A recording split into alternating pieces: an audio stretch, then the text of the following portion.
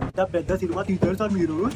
నవీన్ పొలిశెట్టి నీ టాలెంట్ని బ్యాంకులో కట్టి ఆ యాక్టింగ్ స్క్రీన్ ముందు పెట్టి ఆడియన్స్కి చూపెట్టి మమ్మల్ని కడుపు బాగా నవ్వించి హిట్ కొట్టినావయ్యా.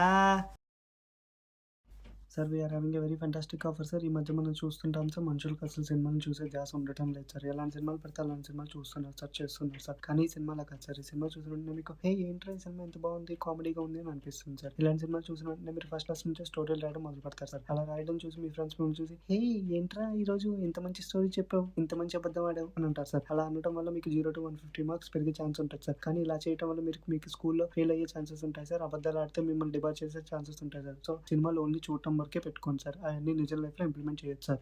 ఇలాంటివన్నీ నీకు ముందే తెలుసుంటే, రాసుంటే, చూసుంటే నీకు పరిస్థితి ఉండేది కాదు కదా తమ్ముడు. Sir okay sir, thank you so much sir. Have a nice day sir. President గారు పిల్లల మీద చేసి నాకు కొరికేమరా